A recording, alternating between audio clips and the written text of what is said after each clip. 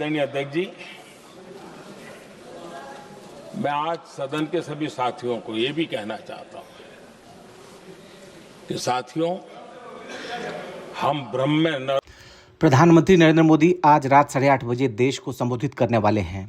ये संबोधन ऐसे समय में हो रहा है जब विपक्ष ने संसद में महिला आरक्षण बिल को रोक दिया है। पीएम मोदी ने शनिवार सुबह कैबिनेट मीटिंग में विपक्ष के रवैये पर नाराजगी जताई। प्रधानमंत्री ने कहा कि विपक्ष को इस फैसले पर जिंदगी भर पछताना पड़ेगा।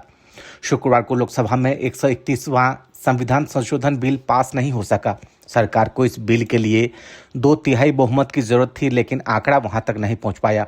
कुल 528 सदस्यों ने वोटिंग में हिस्सा लिया। इनमें से 298 ने बिल का समर्थन किया, जबकि 230 सदस्यों ने इसका बॉयकॉट किया। बहुमत के लिए कुल 352 वोटों की जरूरत थी, जो पूरी नहीं हो सकी। अब पीएम मोदी इस मुद्दे पर देश के सामने अपनी बात रख सकते हैं।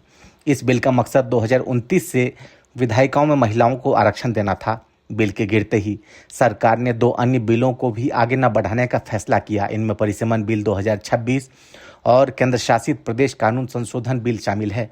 प्रस्ताव के मुताबिक लोकसभा सीटों को 543 से बढ़ाकर 850 करने की तैयारी थी। ये विस्तार 2011 की जनगणना के आधार पर होने वाले परिसीमन से जुड़ा था। अब सबकी नजर इस बात पर है कि पीएम मोदी अपने संबोधन में क्या रुख अपनाते हैं। राजनीतिक गलियारों में चर्चा है कि पीएम मोदी इस मुद्दे पर कोई बड़ा सरप्राइज दे सकते हैं। महिला आरक्षण को लेकर सरकार की अगली रणनीति क्या होगी, इसका खुलासा आज रात पीएम मोदी राष्ट्र के नाम संदेश में कर सकते हैं। क्या विपक्ष के विरोध के बीच सरकार कोई नया अध्यादेश लाएगी? प्रधानमंत्री नरेंद्र मोदी ने शनिवार सुबह कैबिनेट बैठक के दौरान विपक्षी दलों के रवैये पर गहरी नाराजगी जाहिर की। सूत्रों के मुताबिक पीएम मोदी ने कहा कि महिला आरक्षण का विरोध करना विपक्ष की बड़ी राजनीतिक गलती है। उन्होंने चेतावनी देते हुए कहा कि इसके गंभीर नतीजे विपक्ष को भुगतने पड़ सकते हैं। लोकसभा में संविधान संशोधन बिल पास न होने पर पीएम ने निराशा जताई। उन्होंने मंत्रियों से कहा कि विपक्षी नेताओं को अपने इस फैसले पर जिंदगी भर पछताना पड़ेगा। प्रधानमंत्री का मानना है कि विपक्ष ने देश की आधी आबादी के हक को रोकने का काम किया है। प्रधानमंत्री ने कैबिनेट की शाम बैठक में मंत्रियों और नेताओं को एक नई जिम्मेदारी सौंपी है।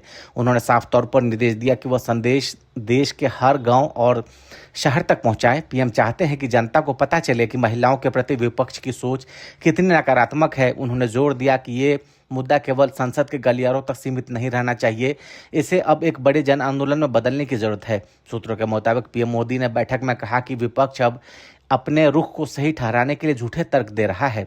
उन्होंने आरोप लगाया कि विपक्षी दल अपने चेहरे छिपाने की कोशिश कर रहा है। Bureau report. अचीव करना था कर लिया, अब छोड़ दो ना भाई।